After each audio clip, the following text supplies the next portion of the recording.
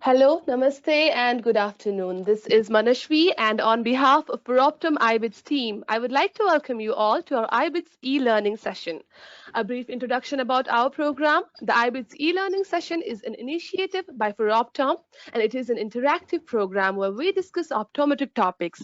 And today we have Ms. Asmita Pokhrel with us, who is going to speak on vision therapy, an approach to special population.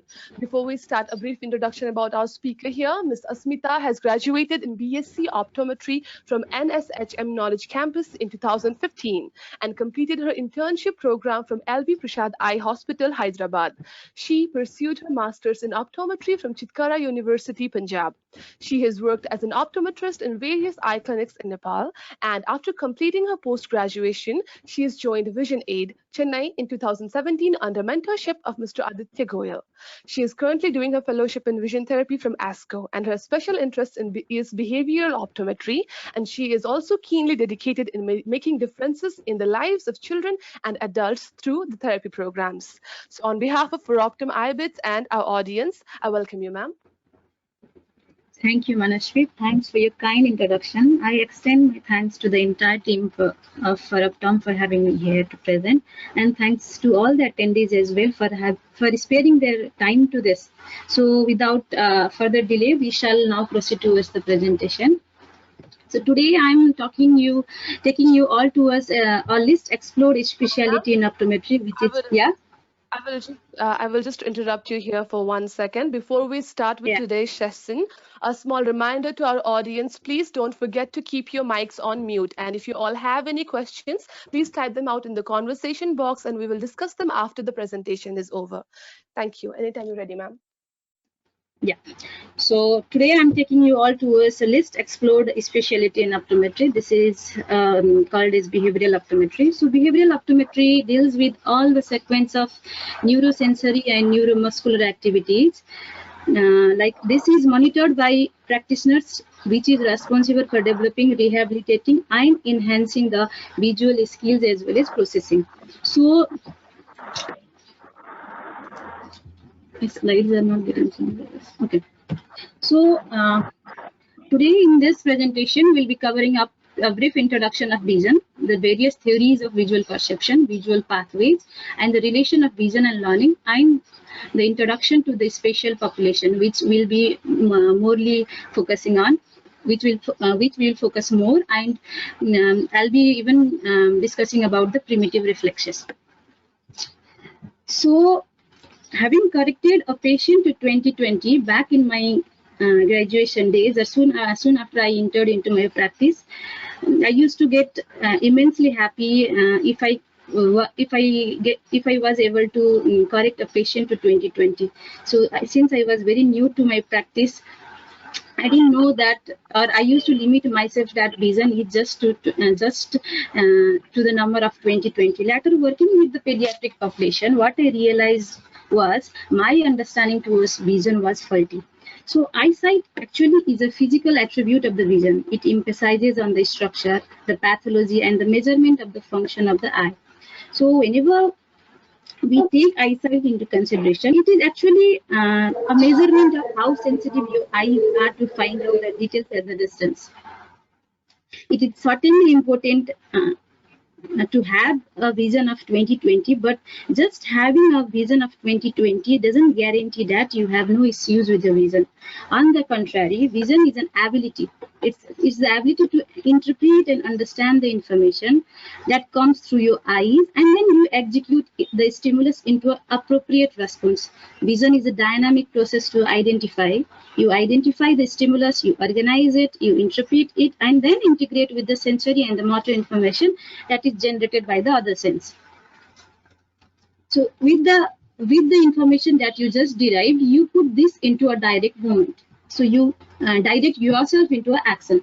So there are more than 20 visual skills that is actually needed for the optimum functioning of your visual system. So I press over the fact that if you limit yourself to the numerical figure of 2020, then you are limiting yourself into your clinical practice. So to clarify this better, let me take an example. So imagine yourself, you are driving a car.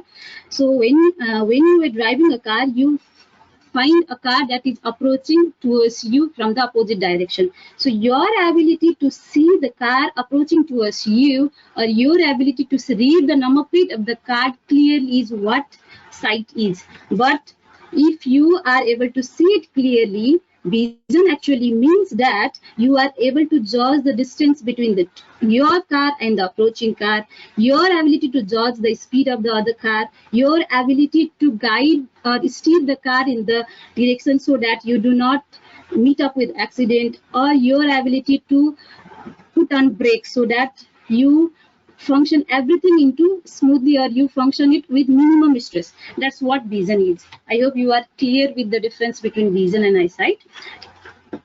So a lot of theories like have been put forward to make people understand what actually are the visual perception. So the widely accepted theories are bottom-up processing theory and top-down processing theory. So this bottom-up processing theory was actually put forward by Gibson. It is actually known as data-driven processing. So this theory supposes that we process the stimuli first and then analyze it later. As per this theory, we do not need past experiences, or we do not have to learn it, or we do not have to extract the information from our perceptual box.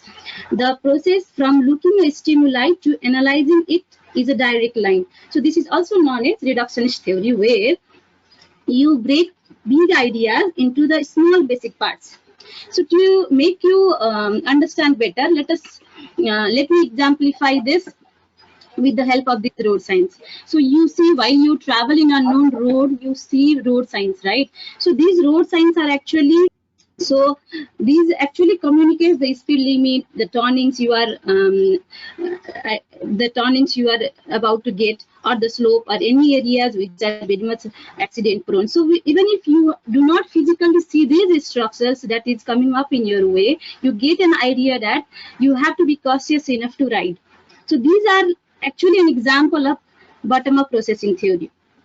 So even in this picture, while you see these small fragmented graphical images, you do not understand it. But once I say there is a old man with a beard, you get to know that there is some figure. So with the help of a small graphical understanding, you then make it into a big picture. This is again an example of bottom-up processing theory. And then imagine, to clarify it into another way, imagine yourself, even if you are blindfolded in a wood, you have never been to that wood, but then when you smell the fire, or when your limbs gets heated up, you get to know that there is fire somewhere nearby. So you put an action that you have to either extinguish the fire, or you have to either run away. So this is how you perceive that whatever stimulus is happening, or the visual stimulus is, that's how perceived according to the theory of bottom-up processing.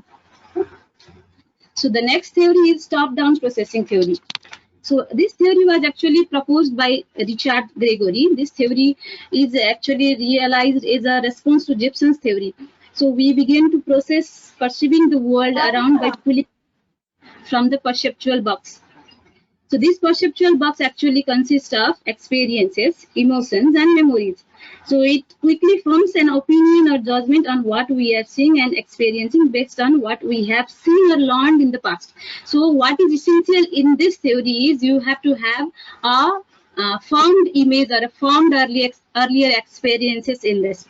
So whenever you see in the environment, you have so many visual stimulus, right? So when the eye is taking the stimulus and put it into the brain, or take it into the transduces it into the brain, or the electrical signal, a lot of visual informations are lost in the way during the during the process of carrying it over towards the brain.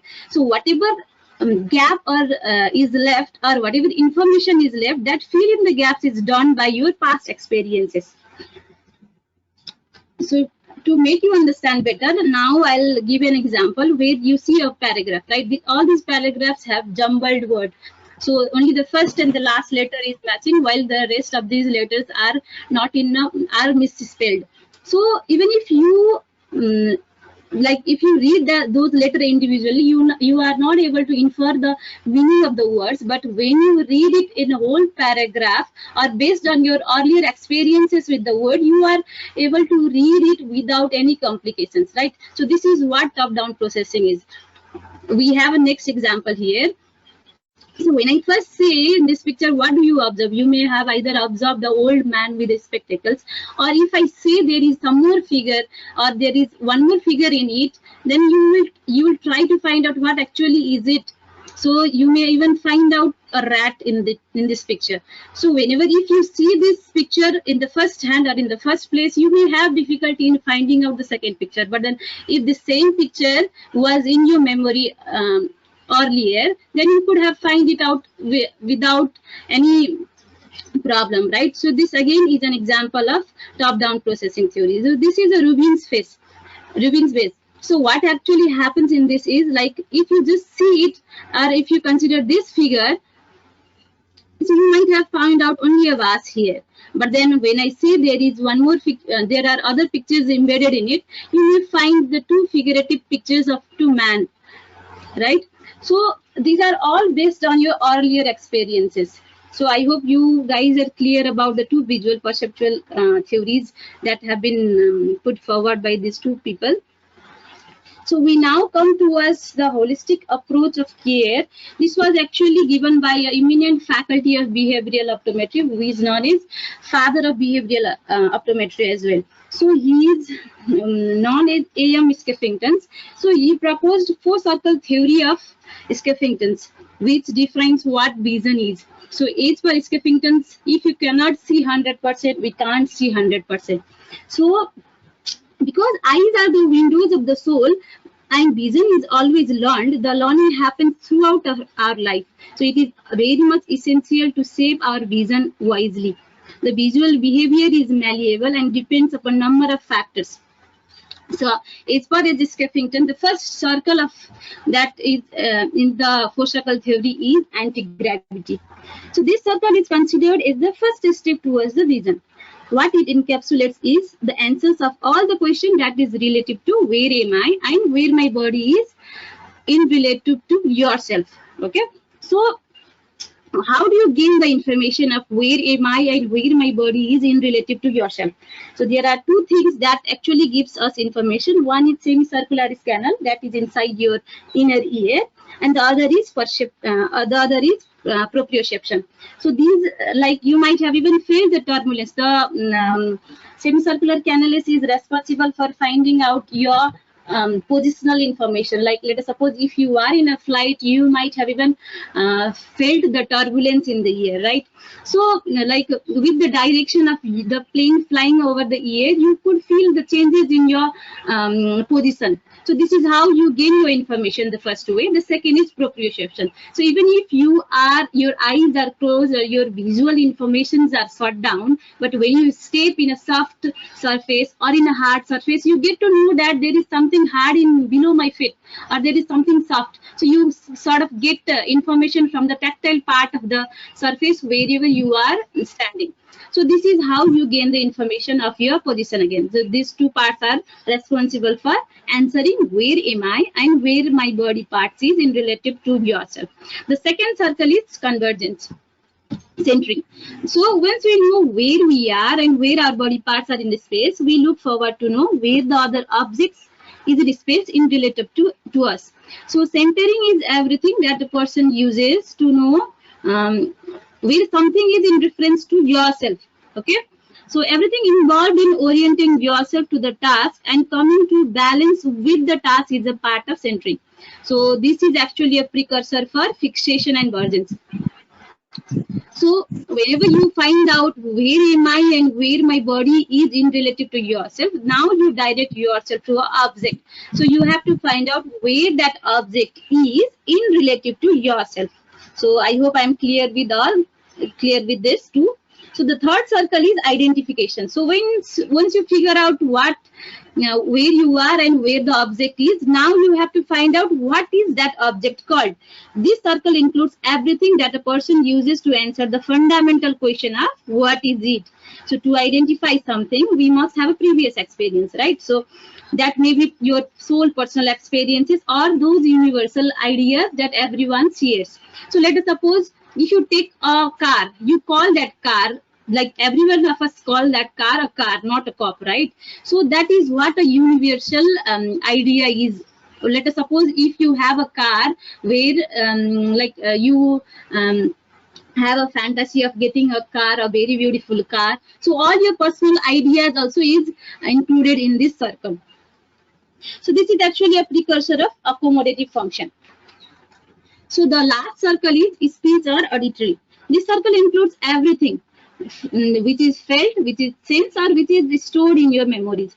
So body language like eye contact, gestures, all these things are something that is used in communication, right? So whenever you know about something, whenever you are aware of yourself, whenever you are aware of the object of regard and you know what it is, you find a means of communicating it. So it may be again a personal, or you have to share with something. So everything included inside this fourth circle is, which we call it speech or auditory, is a part of communication. So what Skeffington proposes, with the interaction of all these four circles, our vision is emergent. So whenever you take vision into isolation, all these parts are compromised. So whenever you take your vision is a basic or your functional system, then you are by default considering all these factors is for Skeffington.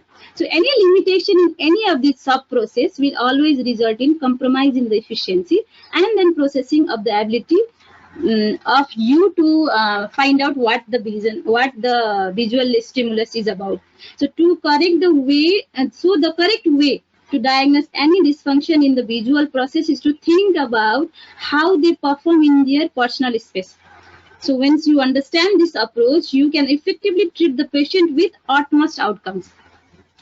So, so I'm all discussing about all these things because initially you may find it a little boring, but if I go directly towards the core topic, you may not be able to understand all these things. So that is why I'm just firming up the basics here and then going towards the core topic, okay?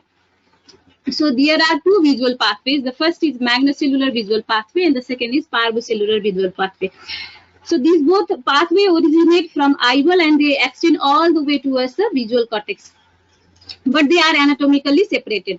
The first pathway is called as M pathway or magnocellular pathway or dorsal pathway.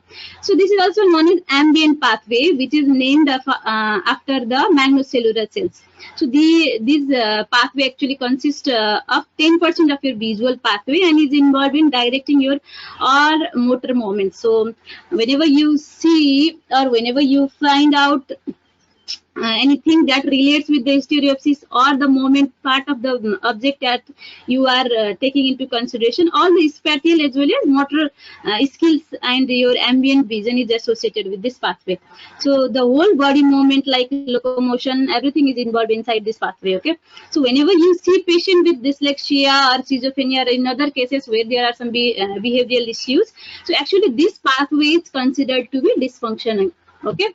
The next pathway is parvocellular pathway.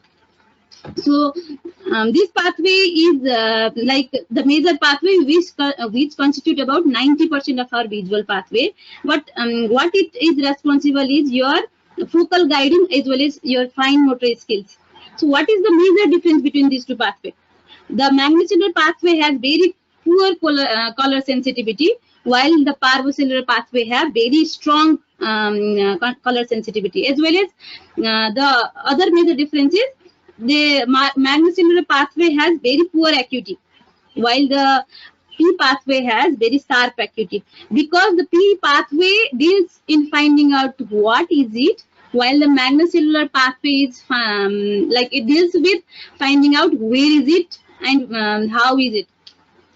So I guess you are clear about the two pathway. So actually, all the stereotypes part, spatial localization, figure ground, the perception part is actually involved with M pathway. Okay, the P pathway is actually involved in finding out what the object is. So that is why it requires sharp acuity with as well as sharp color sensitivity.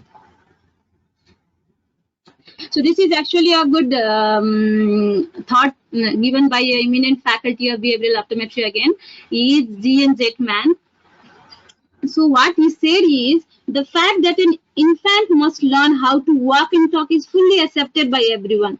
It is most important to know that the infant must also learn how to see, feel, smell, and taste. The machinery for each is present, but he or she must learn how to use it. So school readiness starts early, and if this is true, life readiness begins by birth.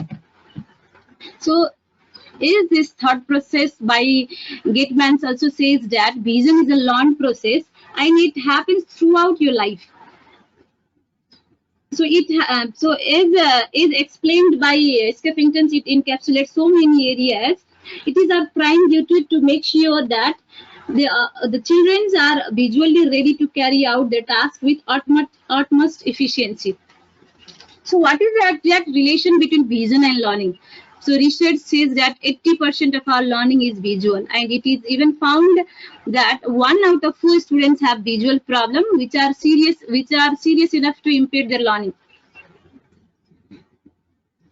So when a child has poor eye teaming, he's like he keeps missing out words. When his facilities like distance and near facilities is poor, or when he have problems seeing the board, it's clear it's like whenever he switches between the board and his notebooks, when he has poor ability to find out the figure ground things, he will always struggle in his academics. So what are the signs and symptoms that actually is explained by parents, or what you find out from the individual itself? Like they have asthenopia while reading, they have headache, they start with hating their near visual task, they have blurred vision, they have decreased attention, they overlap words and letters while reading or while writing out. So they move their head excessively, they skip lines while reading, or they keep omitting and transposing the words. They keep fingers as a markers while reading. So all these are symptoms, or symptoms that is explained, or these are the adaptive measures that a individual takes to compensate his visual deficit. So when these visual deficits are not resolved, then obviously the child will have problem in the whole temperament of his living style too.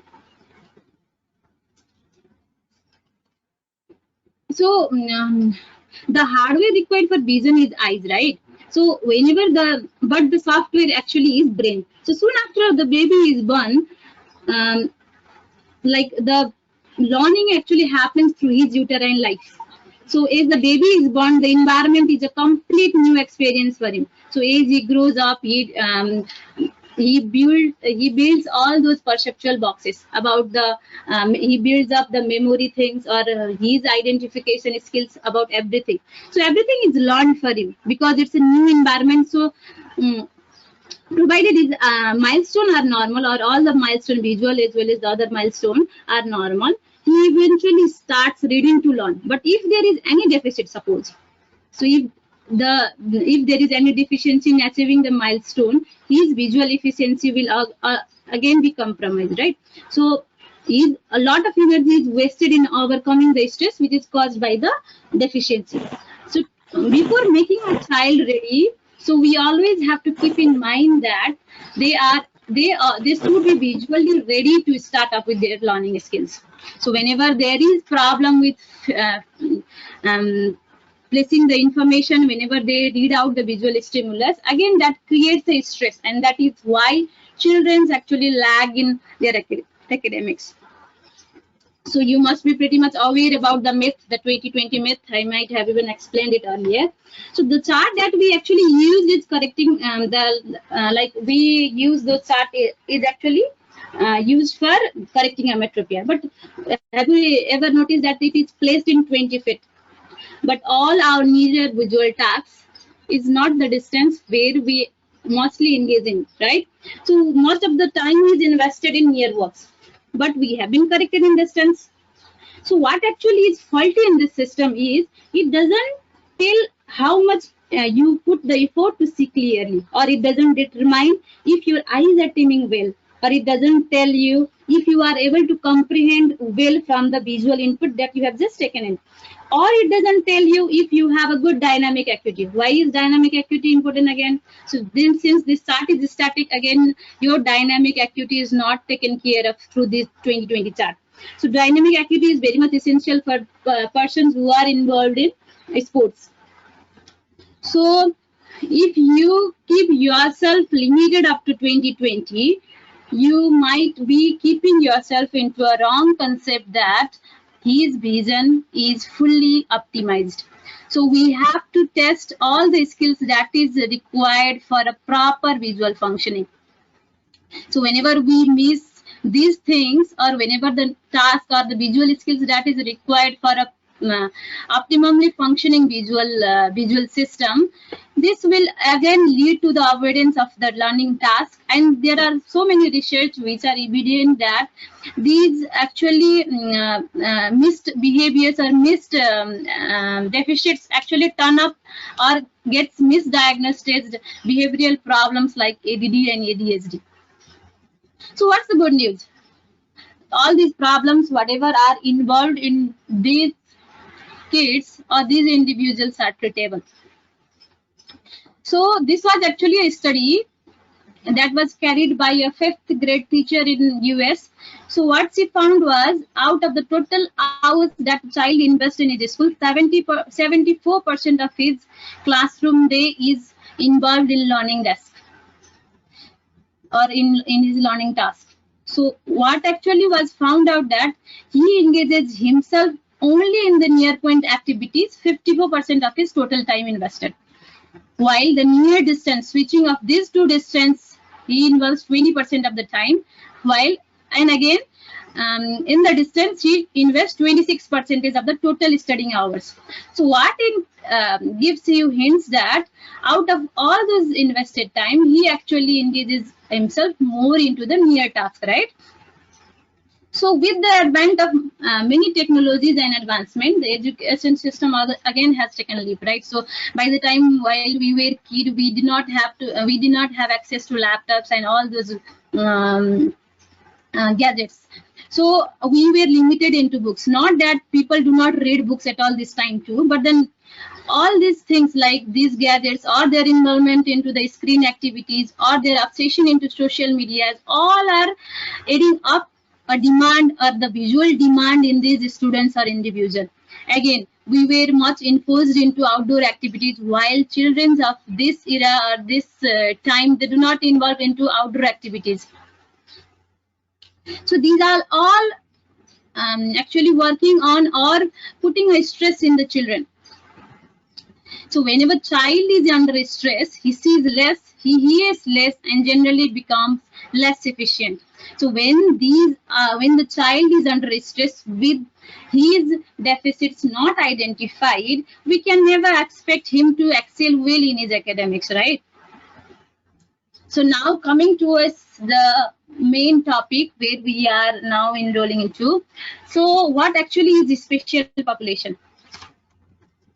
So special population refers to the individuals who have severe chronic disability which are actually attributable to his mental or physical or combination of both, which is manifested before the patient attains the age of 22 and are likely to continue indefinitely.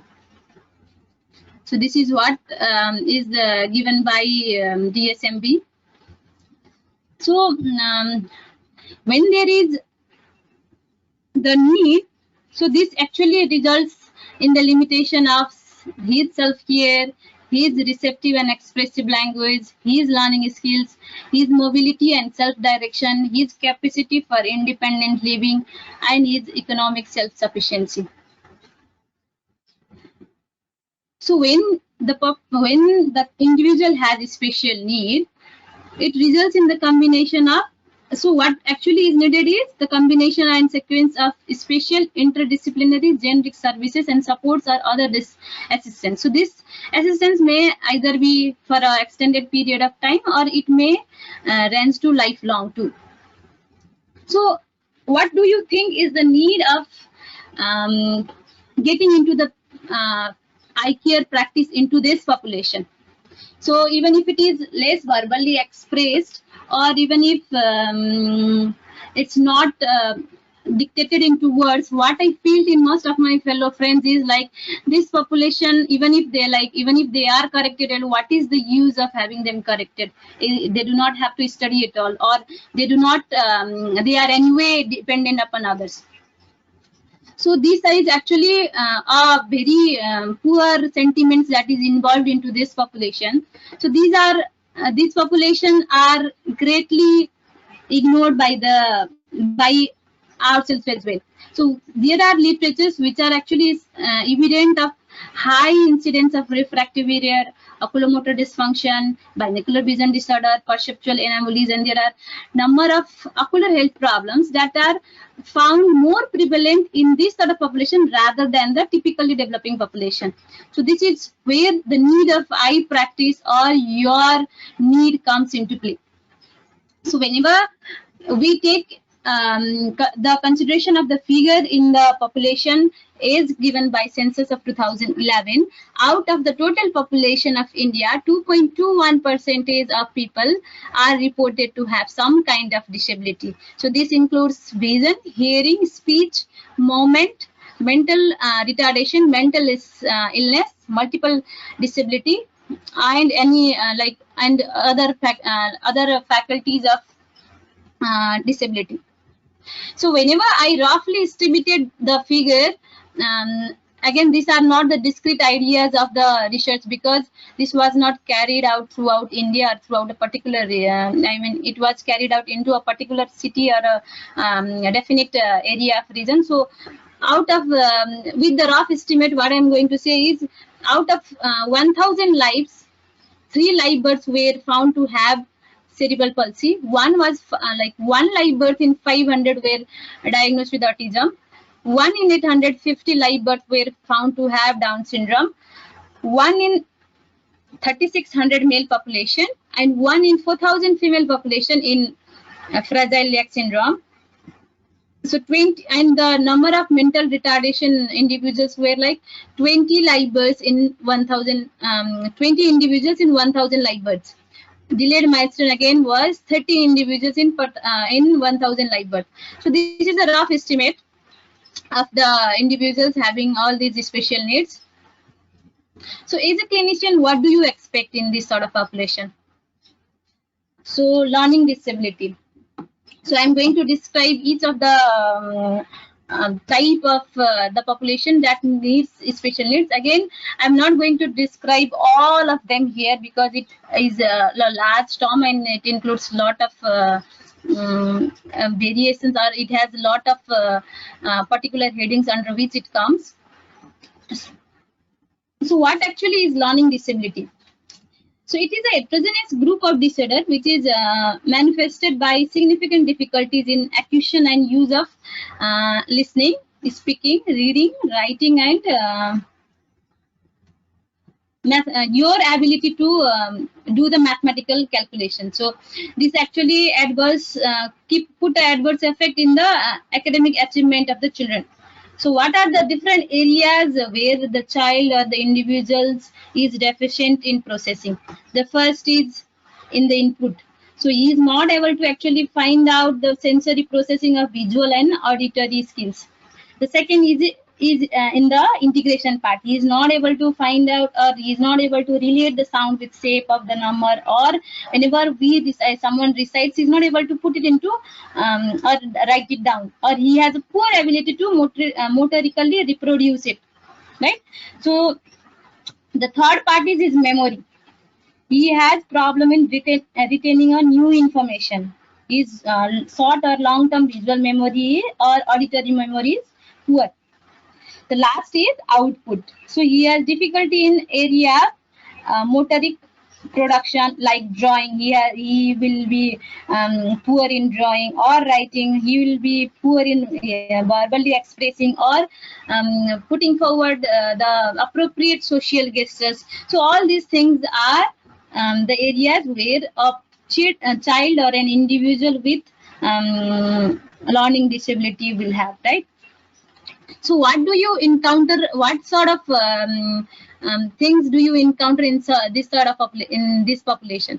They have severe oculomotor dysfunction, as in their saccades and pursuits will be poor. They will have a reduced near point of accommodation that can be either binocular or monocular. Usually strabismus will be present. Their visual efficiency skills will be very poor. Their auditory processing, like this again, auditory processing disorder, visual information processing, these are the areas where they are deficient into. Their stereo acuity is more or less similar with the typically developing children. The other disorder or the other population that needs special care is autism spectrum disorder. So what is autism spectrum disorder? So this is a neurodevelopmental disorder that is an umbrella term for 5 different things, like it includes atypical typism, Asperger's syndrome, childhood disintegrative disorder, and Rett syndrome.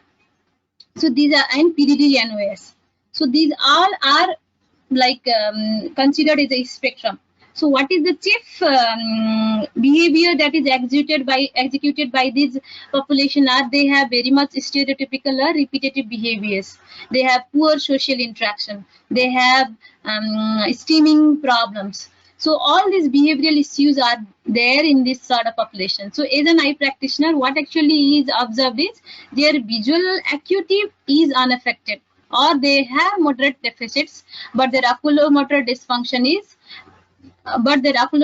function is very much poor. The saccades and pursuits are very much poor. They have reduced convergence. There is increased prevalence of strabismus in this sort of population. And again, the likelihood of refractive error is very much prevalent in this, because they have poor attention, they have more crowding effect, and their visual information processing is very much poor. These actually results in the upset in their behaviors.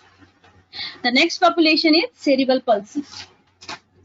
So cerebral palsy is a group of disorder that generally impairs the movement, the muscle tone, the posture of the individual. So what is the main reason behind this is either there is a damage in the part that is responsible for the movement, balance, or posture, or there is abnormal development of that part of the brain. So what are the different types of cerebral palsy? There are 4 different types. I'm not going into the detail of each types, but then briefly mentioning it. The first is spastic, the second is dyskinetic, the third is ataxic, the fourth is mixed type. So what actually is observed in these population? The same, like they have moderate hyperopia to high myopia. So that again depends. The amount of refractive error again depends upon the case of severity of CP. The like with the research which are mainly evident, the research are evident is like the mean acuity is 2 Snellen's line lesser than the age matched population. The oculomotor dysfunction, they have oculomotor dysfunction. Their accommodative like functions are deficits again. So they have reduced visual perceptual abilities. Their peripheral visual system is very much constricted. As I said, the magnetocerebral pathways is again is not functioning properly. So they are more into their focal vision. They have different forms of strabismus. Their cortical blindness and optic atrophy is evident in severe cases of CP. So the most, you might have seen the cases with Down syndrome as well. So this is actually a genetic disorder which is the result of faulty what do I say cell division of the cells or the genes that is responsible for this is chromosome 21. This is actually the partial or a complete addition of the chromosome, right? So what are the different behavioral or the whenever you see this children with this syndrome, what do you observe? They have very eyes with small interpalpable fissures, and they have large they have flat nasal bridge, as well as they have telecanthus. Their stature is actually very much small, and their limbs are small. Their the tongue is protruded. So all these are, they have small ears. So these are the figurative things that we see in children with Down syndrome. So what is actually observed in this sort of population is they have poor near visual acuity than distance visual acuity. They have moderate to high refractive error. The most commonest feature in this sort of population is they have very poor accommodation in this. Why is this so more common in this population is they have a large AC by A ratio. That is why they are more prone to have ESO. So that may be more of many of the times we see unilateral cases of esotropia. The poor contrast sensitivity is there. They have blepharitis common because of the dry skin. In cases, there are cases where we see cataract, keratoconus, nystagmus, CNLDO are very much common in this sort of population. Okay. The next syndrome is fragile Rex syndrome. Because there have been few studies only to find out, we do not actually know, or there are poor diagnosis on this population.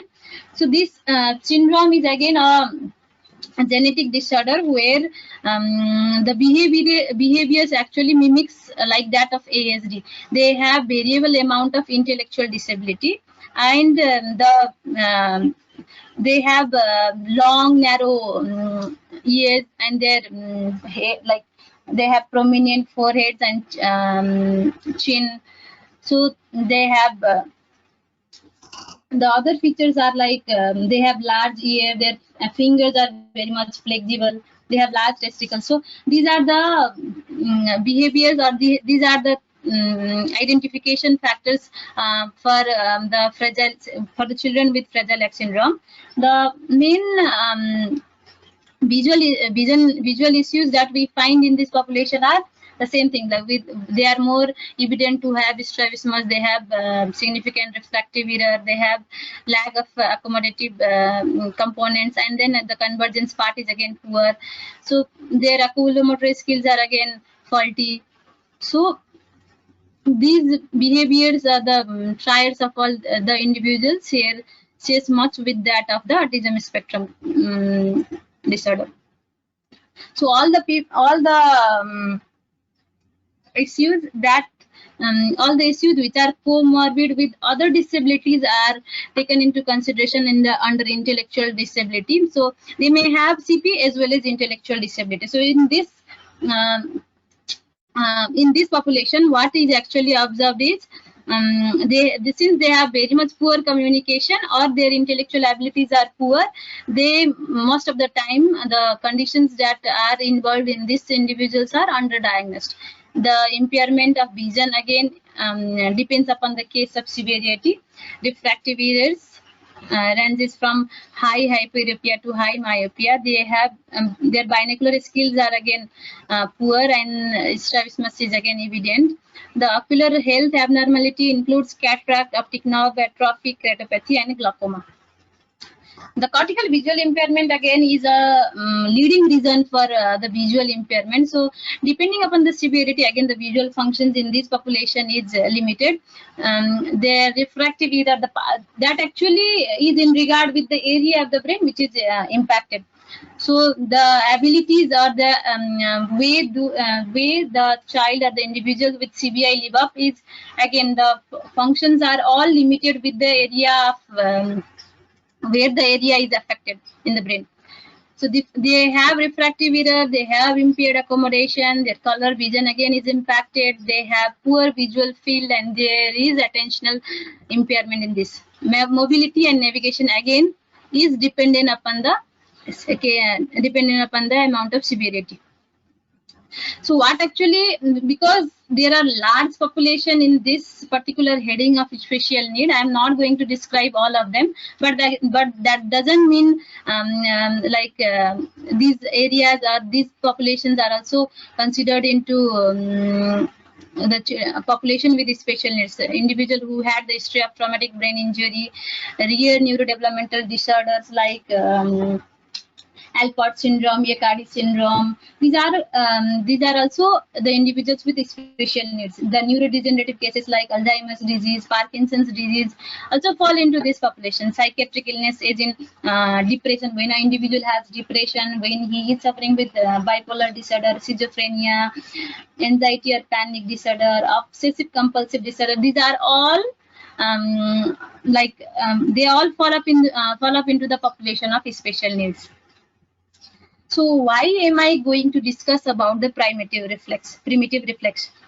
So what are primitive reflex? I'll later connect with all these areas because you might find it out of topic here when we discuss all these things here. But later I'll connect a link between these areas so you'll better understand it. So what are primitive reflex? Primitive reflex are the involuntary motor responses originated from the brainstem that originate as early as the uterine life and are responsible for facilitating the survival of the child, right? So what does the primitive reflex do is it lays down the pattern of neural networks, and these neural networks are responsible for forming up a myelin sheath, which is actually responsible for carrying out the visual stimulus towards the brain, right?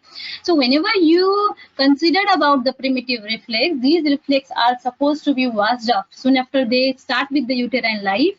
But as the baby gets born, these reflexes are supposed to be washed off. So when they are not integrated or when they are still there, even after the particular time period or time frame, they are again causing a disturbance into the behavior of the child. His communication skills, his relationship or his emotional well-being is compromised if it is not washed in the given time frame. So when these all these reflexes are integrated well, it now guarantees the proper visual functioning of the children. So why we have to be aware about the reflexes is if the child is missing in some areas of the or if he is falling back in his academics, we have to find out that he at some point of time must have some integrated reflex. So what is the reason for having unintegrated or retained reflex? For SIP delivery or C-section, if the mother had a history of fall or she had trauma, when the child is not allowed for tummy time, when he had delayed or skipped creeping and crawling, when he had a chronic ear infection, when he had a history of head trauma or vertebral subluxation. So as an optometrist, you may think like these areas, why do we even need to consider? But then whenever you take care of this patient, even if the child is not a special need, we have to be aware of the visual milestone of the child. So these areas are actually essential for us to understand. So what is the importance of testing reflex? So you might have even heard like while you were interning or while you are still learning, you will come to read out that like parents usually say like when my child is into school or as long as he is as long as he is repeated into a particular topic, he has that idea. But soon after we stop teaching him, all the ideas whatever we taught is washed off. He doesn't remember what we actually taught him. Or whenever you give therapies, the child or the individual, even if it is the cases of NSBD, there are cases where they regress even after having them corrected well. So the chances of regression is actually when there is a poor integration of these reflexes. So whenever you consider of the regression in therapies or your child or the individual not performing well into the academics, all these areas are important to be tested. So again, whenever you see a patient, or you find out that his reflexes are integrated, it lays a pattern for you to understand or to sequence your therapies. So how you are putting forward your therapy protocols to that particular individual. It doesn't mean that all the individual will fall into the same protocol. Each individual is a different, like you have to put forward a different modules of therapy for each individual. So I'm now going to discuss about the various type of reflexes that is essential for us to in the social or the emotional or our academics. The first is Moro reflex. As you see in the picture, what is actually happening? The Moro reflex is also called as startle reflex. So whenever the child burns up, whenever the child comes into the real environment after birth, so you might have observed that small little kids getting afraid when they hear large sound, I mean very loud noise, right? So or whenever you flashlight, they get scared. What is that? Like soon after that, how they express the startle thing or how they express themselves is what Moro reflex is. So this actually starts with 28 weeks of gestation, and it is supposed to be washed up by the month of 4. And this is elicited as a reflex action when the baby is startled by loud noise, right? So how does it characterize? See, you might have seen the boy, the small baby boy is extending his arms and legs away from the body, and then soon after he extends his limbs, he gets it back. This is how you elicit the Moro reflex, or the children elicit. So what happens when this Moro reflex is not integrated? So the child grows oversensitive and overreactive to the sensory stimulus, resulting in poor impulse control, right? So they have sensory overload. You might have seen children who actually push up their ears. This is because of the overloading of the stimulus into them. So they are not able to process it easily. That is why they actually close the ears. So they have, when children have the frequent history of motion sickness, when they have poor balance, poor coordination, or they are easily distracted. So this is actually hinting that his Moro reflex is not integrated. Coming towards the next is rooting reflex. So whenever you put your fingers, little fingers towards the mouth of the children, they tend to open their mouth, right? This is what rooting reflex is. It's in the picture. So when there is poor integration of this rooting reflex, the child will have difficulty in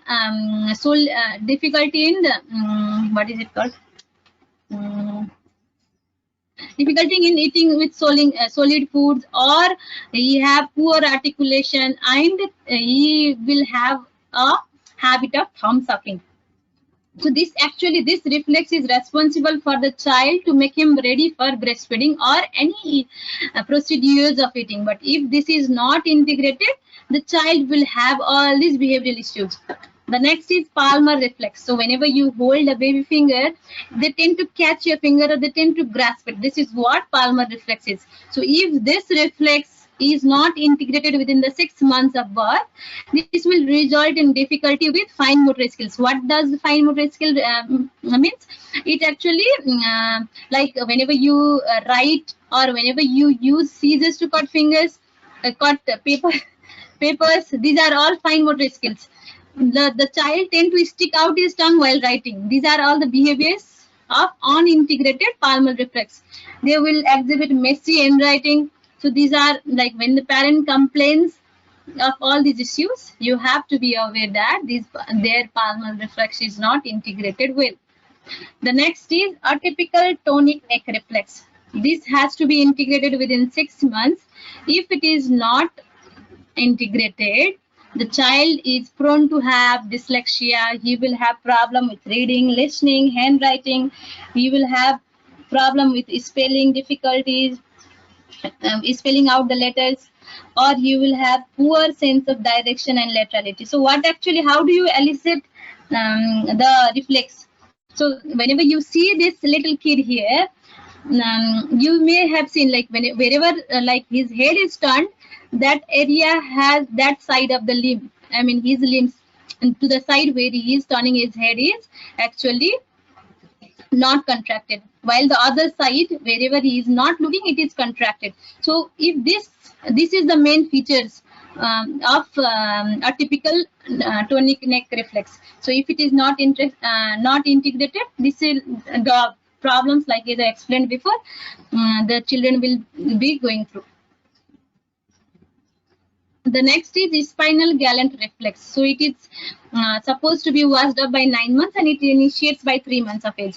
So if this, how do you elicit the spinal gallant reflex? So whenever you touch a baby in his spinal areas, they tend to lift their head up.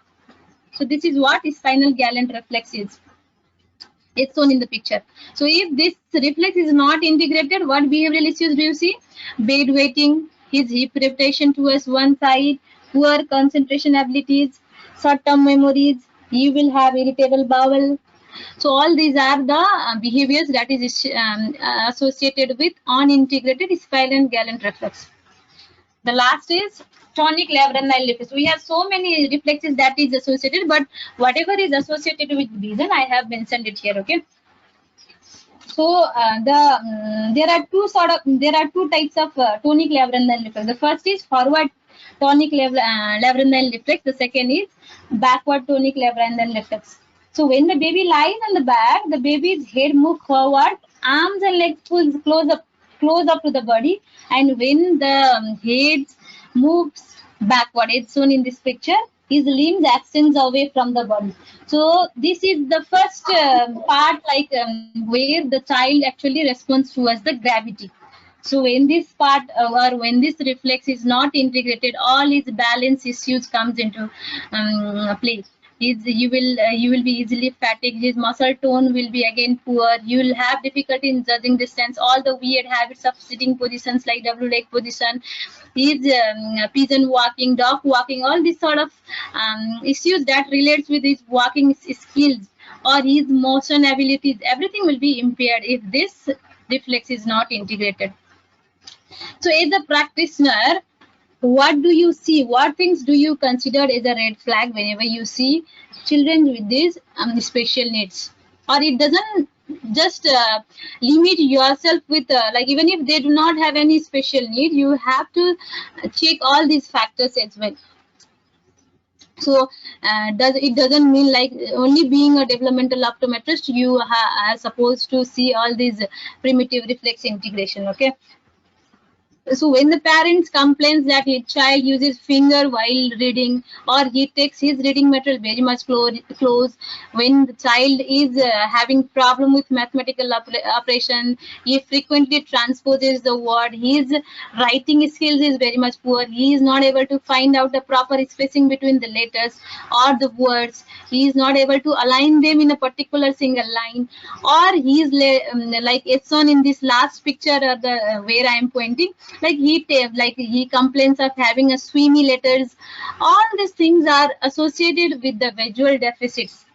So if these deficits are not corrected in a proper timing, that will lead the child into different behavioral issues that is associated as a compensation of these factors.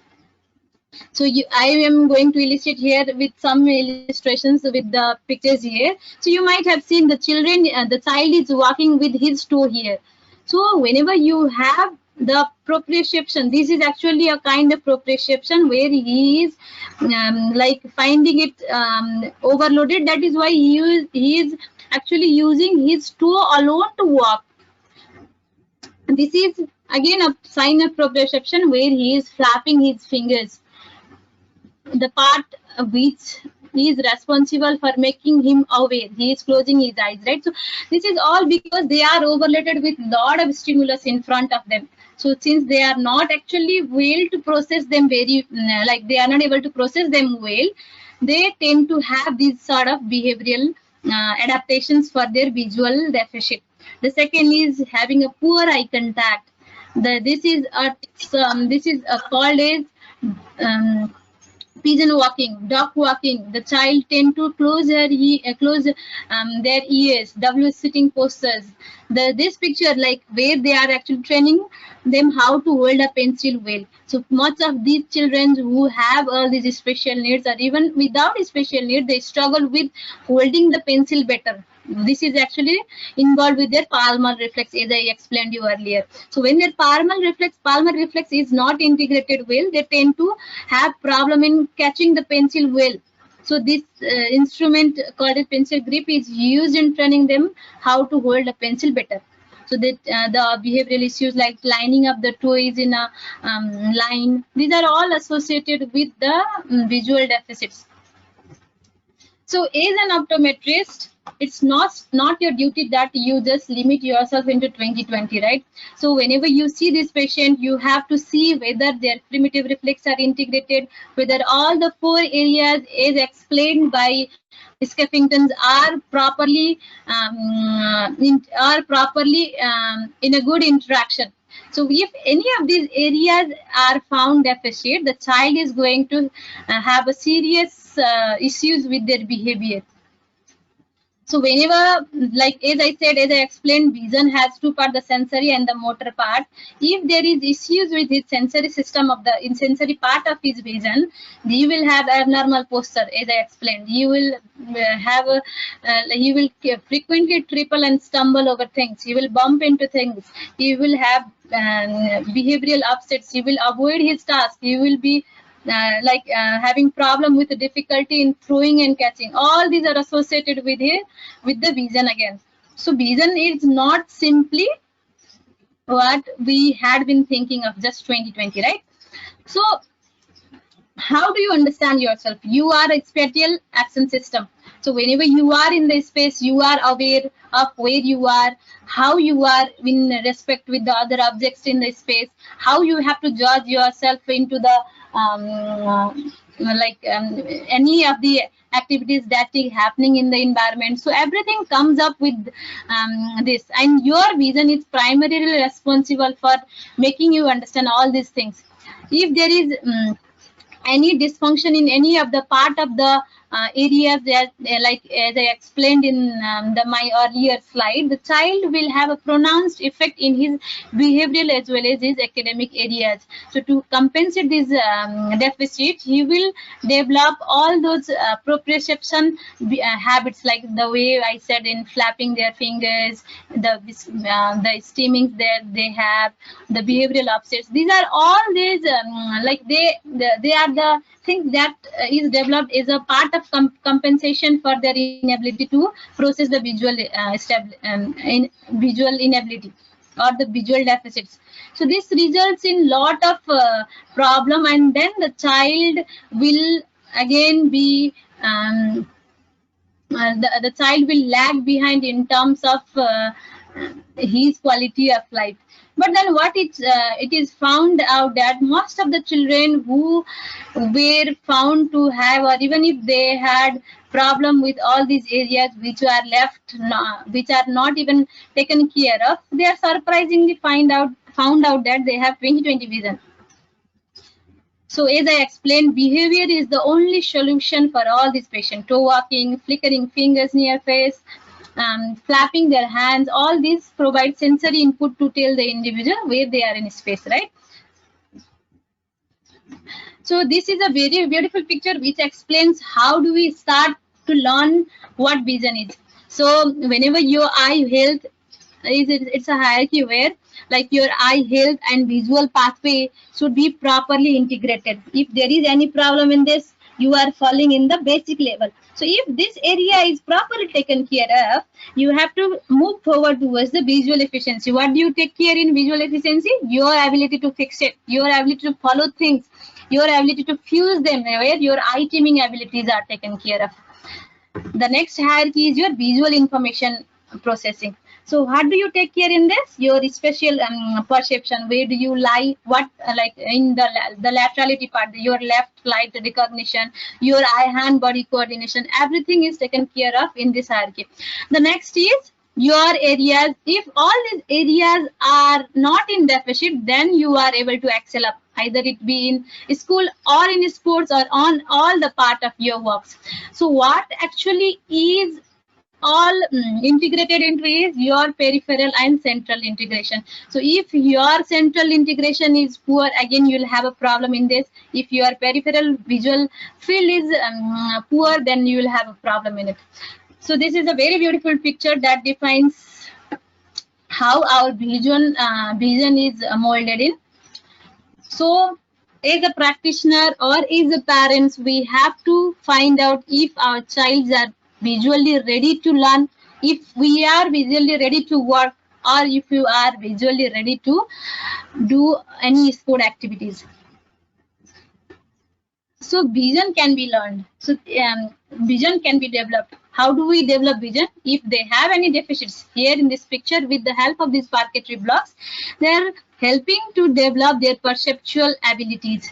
With this, in this second picture, we are actually working on their Burgess part. If the Burgess system is weak, with the help of this stenograph, we are scaling up their Burgess skill. Here, if they have any suppression, we are working on the suppression part. Here, with the help of the vestibular development, the child is actually working in the walking beam, right? So we are giving the vestibular input. Since these all children have deficit in their different areas, we have to see in each of these areas and we have to work accordingly. So this is what vision can be developed. So how did it say, or how did it concluded that? How did we conclude that vision is not just making you ready for seeing it like as in terms of sight, right? Your other abilities like vestibular abilities is taken care of. You to see things with the proper coordination of two eyes is taken care of. Your ability to fuse things or flexibly see things in distance and near is taken care of. Your perceptual abilities are taken care of. So this is how it says vision can be developed. Let us suppose if you failed at the age where you were supposed to be diagnosed, no problem, vision can be relearned again. This is again the theory of neuroplasticity. This is a major leap in our medical sciences that has been newly explored. So this is a scientist. She is a scientist. She is herself a neuroscientist. So even if she was at the age of the 50, she underwent a lot of surgery but had no stereoscopic vision. So at the age of 50, with the help of the developmental optometrist, she was able to gain her stereoscopic vision. So age is not a bar for us to start with therapies or to feel that vision can never be relearned. So she wrote a beautiful book about her journey in gaining the 3D vision of hers. So Fixing My Gaze, if you have time, please go through this book. This is a really nice book. The other example is The Ghost in My Brain. This is a scientist again. This was written by a scientist who belongs to the field of artificial intelligence. So this man met up with an accident, and with the accident, his life changed up. So how he recovered himself from the concussion, and how it made how he with the help of the brain plasticity or neuroplasticity regained his vision is clearly explained in this book. This book again is a very good recommendation for you people. So that's how it says that vision can be relearned despite of or without any age bar, right? The next thing, if your vision is if your vision is good enough, but then if you want to enhance, there's always a good news that developmental optometrists can help this. So you can see there, with the help of sport vision therapy, we are here in the first picture. They are working on his eye-hand coordination part. The second, they are working again the same thing. There is a great example of Mr. Larry. Who is an all-pro wide receiver in the game of football. So this man had his grandfather as a developmental optometrist. Even if he was dyslexic during his childhood, but then with the help of vision therapy, he recovered himself, and he is a very renowned player in footballs in United States. So this is evident that vision can be enhanced. So these are the various evidences that with the help of the vision therapy, their eye movement skills, their accommodative deficits, their convergence insufficiency, their strabismus, how they can be rehabilitated, the patient with traumatic brain injury can be rehabilitated, or population with special needs are taken care of. All these are the evident, which shows that vision therapy is very much helpful in getting the quality of life better. So what's your role as an optometrist? So you as a practitioner, the first step in correcting a patient's visual problem is to identify what those problems are. Because the individual with special needs resist the standard testing batteries, right? So they have very poor communication skills. They are very much defensive to touch. They are very much sensitive to light. So they have a great fear with the medical officers. So they are not like the normal children that we see in the day-to-day lives. So how do you remain yourself updated to see this sort of patient? You as a practitioner, what is your prime duty is that you have to be able to find out an adaptive technique or an objective approach to see this sort of patient, because you are morally, legally, and ethically bound to see this patient and administer rehabilitative therapies for them, right? So your treatment goals should consider the day-to-day needs and the physical or the mental abilities of each patient, because all these patients are different kinds. So the patient will always have a great impact in their quality life. So if you still have that notion inside your head that these population do not need a proper eye care or they do not need, please correct yourself, because even if they do not study or they do not actually go to school, but that will again help them to raise their quality of life. The main responsibility of yours as a practitioner is to mediate with the other professional, because these children do not just have their visual deficits, they have other areas where they have to be corrected. They have sensory issues, their physical or movement are not proper, or they may not have proper speech. So you have to communicate with all these other professionals. So you have to carry out a multidisciplinary approach as you or as a practitioner in the eye care system too. So that's how you can establish yourself into a good eye care practitioner. I hope through this presentation we are all able to bring up the changes in the way we practice in the days to come. So these are my references. So even if I am no expert in this field, I feel like I will try my level best to address your questions. I guess we are ready with the question. I mean, we can go forward towards the question, Manashwi. Thank you so much, ma'am. That was indeed a wonderful presentation. I immensely enjoyed it, and I'm sure, like me, our audiences have enjoyed it too. So, moving on with the discussions, the first question we have today is about dynamic retinoscopy. So, you have already highlighted on the importance of dynamic retinoscopy. So, could you just briefly go through it just once more and just tell us about the different types of dynamic retinoscopy and what importance do they play, especially in the in reference to the special kids? So because this sort of kids, they are poor in terms of communication, and most of them are very much defensive. So we have to rely more towards the objective measurement of the visual system, right? So even if they do not properly communicate well, with the help of the dynamic retinoscopy, we have certain ways like EM retinoscopy, book retinoscopy, or stress point. There are various forms of dynamic retinoscopy through which we actually measure the accommodative response. So this is not actually a typical form of the retinoscopy that we carry out in the normal population. You just, with the provided reading distance or in the Harman's distance, you see how his accommodative system is functioning. So so this is actually carried out in the 40 centimeter, but that again depends, because in terms of MEM retinoscopy, they have to be, or in dynamic retinoscopy, they have to be actively involved into accommodating particular things. But even if you make them understand that he has to say things, but they do not understand it well, right? So it doesn't become a standard way of a standard way where we practice in the normal population. So we may use the muted videos in the like muted videos, so that they remain, even if like they remain engaged into it, because even if you tell them to read it, they won't read it. That's what is the problem.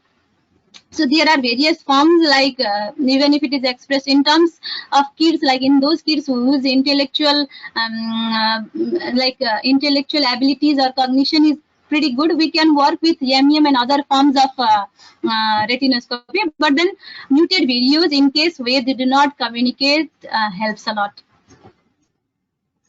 Thank you for your answer. Similarly, could we know about the writing reflexes? What is writing reflexes exactly? Lighting reflex, as if lighting reflex, I am not very much aware with this reflex, I guess.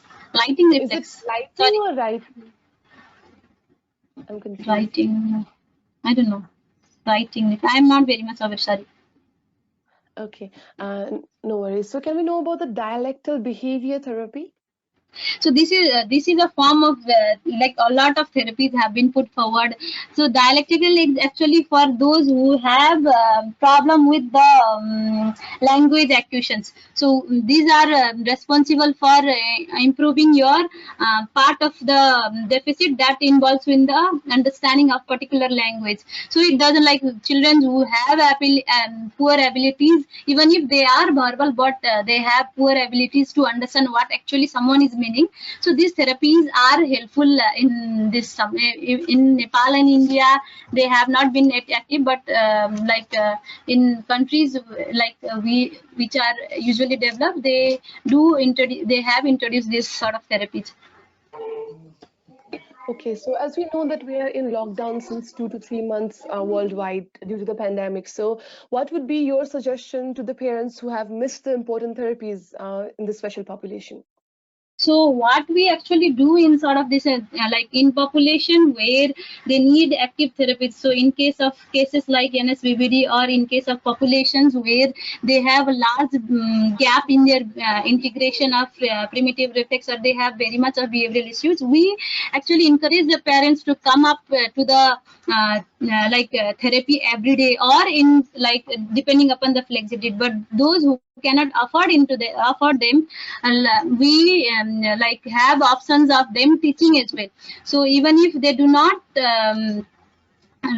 ensure that they are doing it properly well, but that idea of teaching the parents themselves about the home therapy comes into the first number. And there are options wherever, like parents whoever could afford the therapies, we have the options of telemedicines these days, right? So that again can come as the next option for those. That's what I want to say about this post-pandemic or during the pandemic. That's how we can carry out the therapies. And for the special populations, could you just elaborate on the important skills that we check so that we make sure that our patient has normal vision? So like even if they are into special need, we first check up with, like we have to work on their eye movements first. The first part is eye movement. If their eye movement is not proper, the child will always have problem in fixation skills. So we have to check their eye movement skills. We have to check, then once the eye movement part is ruled out, we have to work on their visual efficiencies part, their accommodation convergence part.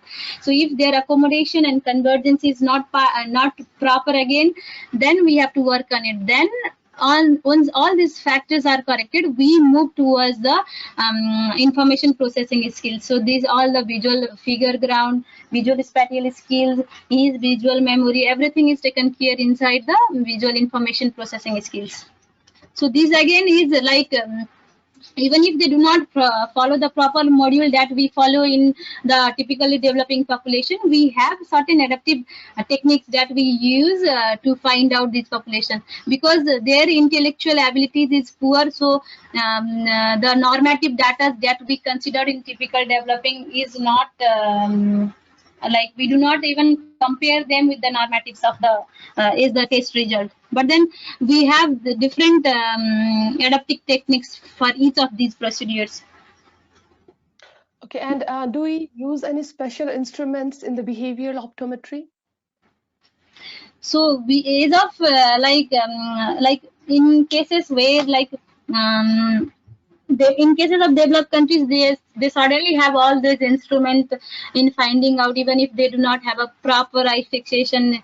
Like there are autoref which are only meant for special case. There are instruments that is responsible for finding out their eye movement skills, like with the help of infrared instruments like realizer and all. We get to know the ideas of their abilities or the deficiencies, but then we have to find ourselves or modulate ourselves into certain adaptive measures or adaptive methods where we can check out their deficits. Like with the help of Bruckner's test, we may find out if they have any problem with the strabismus part or any part of anything that involves with amblyopia. So there are a lot of techniques where we can use it. It doesn't necessarily mean that we have to get them into the same method which is used in typically developing methods. So as we considered here in India or Nepal, instrument is not basic for us to start with investigation. So there are always measures where you can apply to see these kids.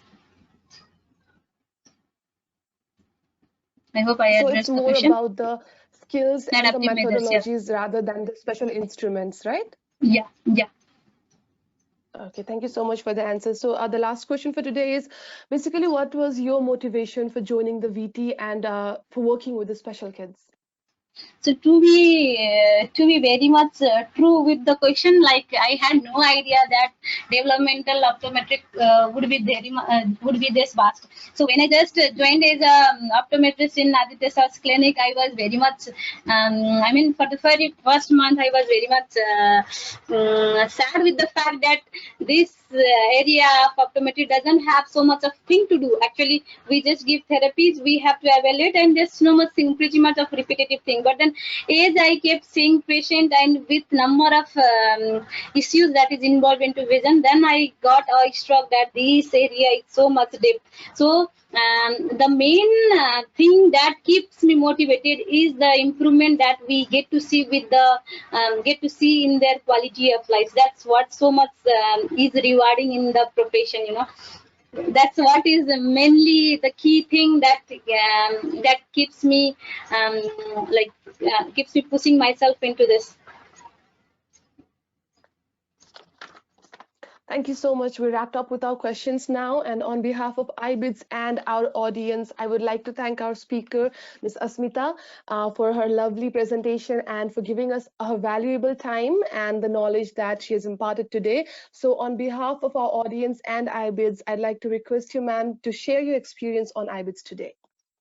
So this was very much, a memorable experience with all you people. Thank you, Manashwi and the team for getting me here to present and share my ideas. I hope with this presentation, all of us got a proper insight, or we got, motivated to see our patients or to see a patient with special needs differently.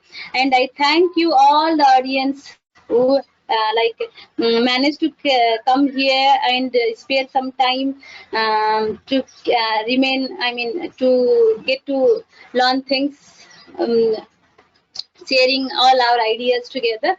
So thanking you, Manashwi, again.